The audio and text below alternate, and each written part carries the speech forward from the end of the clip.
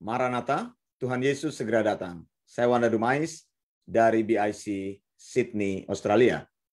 Saudara yang dikasih Tuhan, saya ingin kembali lagi bicara mengenai sola scriptura. Sola scriptura ini adalah ajaran terkenal yang muncul dari gerakan reformasi gereja. Sola artinya only atau satu-satunya, sementara scriptura menunjuk kepada Bible atau menunjuk kepada Alkitab. Saudara, saya sudah katakan bahwa sola scriptura ini benih-benihnya mulai disemai oleh John Wycliffe, seorang teolog dari Inggris sekitar tahun 1300-an. Kurang lebih 600 tahun sebelum gerakan reformasi resmi terdengar atau resmi pecah di Eropa sejak Martin Luther memakukan 95 tesis di gereja Wittenberg, Germany, yaitu 31 Oktober 1517. Jadi benih yang disemai oleh seorang reformator yang bernama John Wycliffe. John Wycliffe mempercayai, mengajarkan bahwa Alkitab itu adalah satu-satunya firman Tuhan.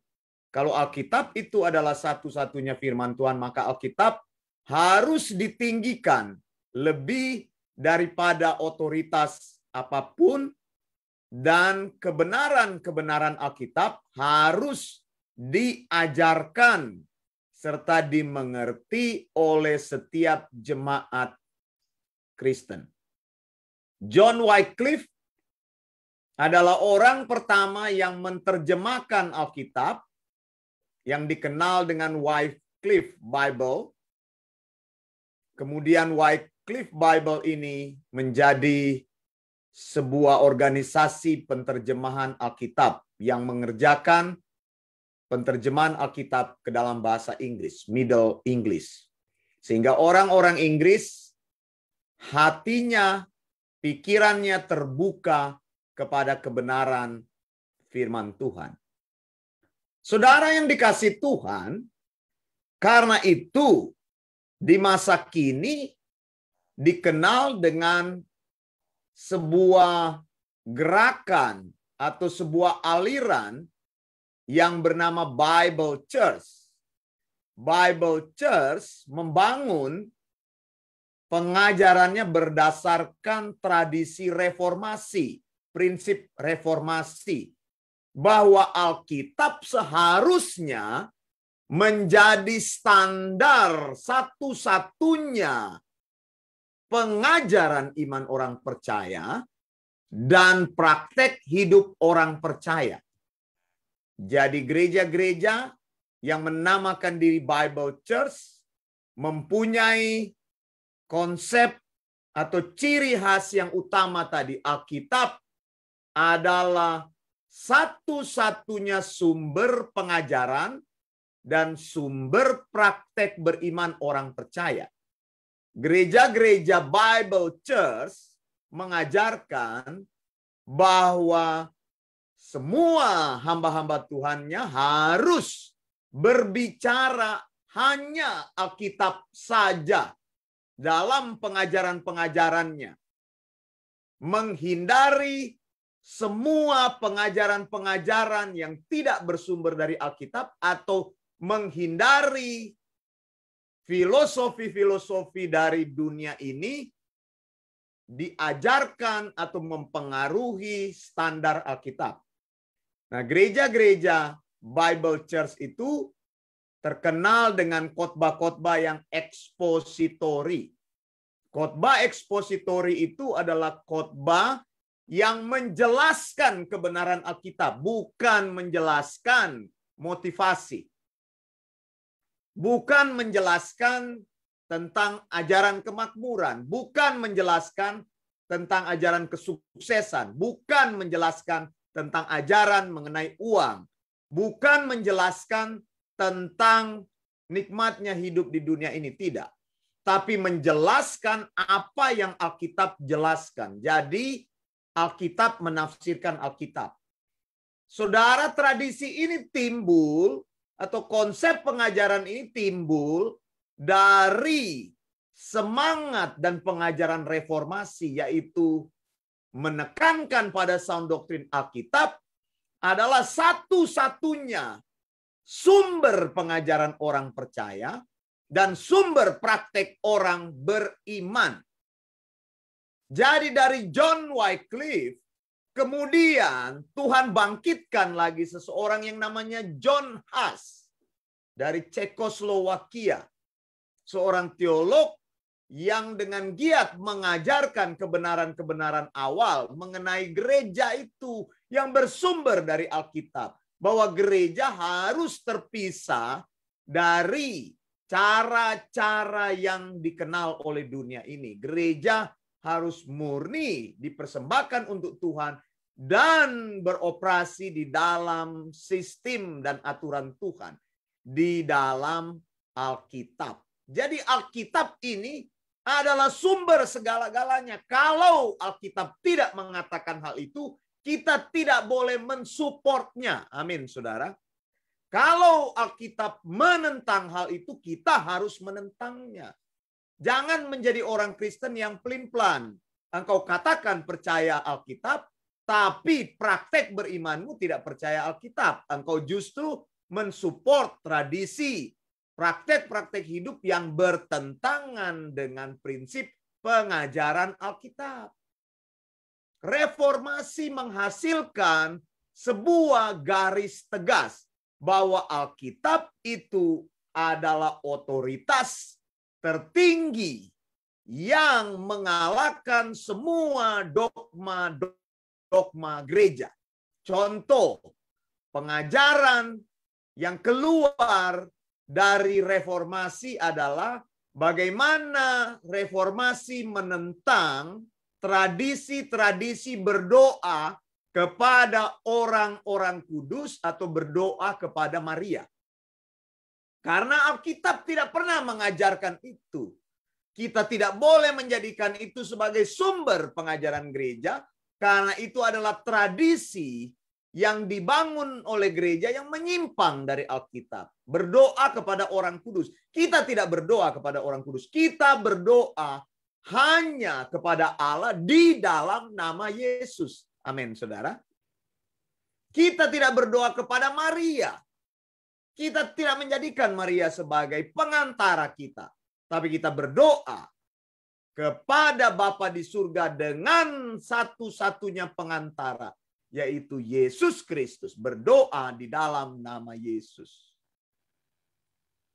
Saudara yang dikasihi Tuhan, sola scriptura juga menentang tradisi-tradisi gereja yang berkata bahwa Maria adalah perawan yang suci, tidak berdosa, yang pada waktu itu dia melahirkan Yesus, sehingga Maria menjadi manusia yang tidak berdosa dan kudus sampai akhir hayatnya.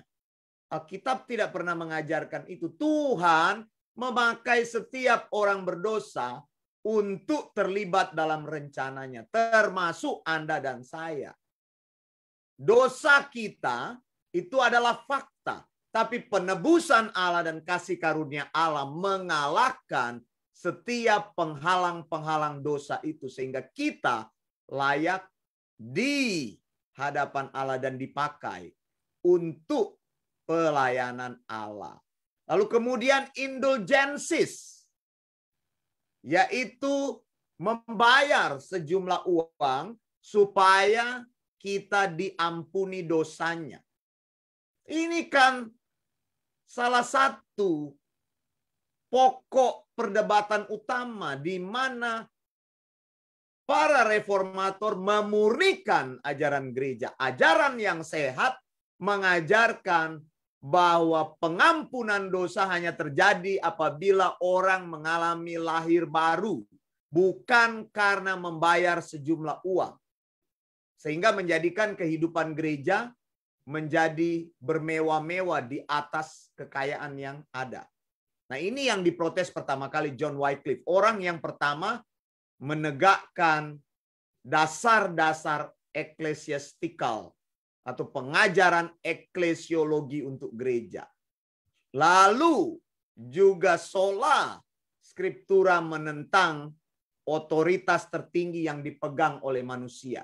Bahwa satu-satunya pribadi yang punya otoritas adalah Yesus Kristus, solus Kristus. Sehingga keluarlah akan perkataan itu. Bahwa tidak ada manusia yang meskipun jabatannya tinggi, dia menjadi penentu arah pengajaran gereja. Dia menentukan semua sistem gereja. Tidak ada manusia yang bisa disembah sebagai Allah. Saudara yang dikasih Tuhan, Alkitab itu disebut dengan sola scriptura. Karena apa? Alkitab adalah sumber pengajaran gereja. 2 Timotius 3 ayat 16, segala tulisan yang diilhamkan Allah. Ayat ini menunjuk kepada firman Tuhan langsung.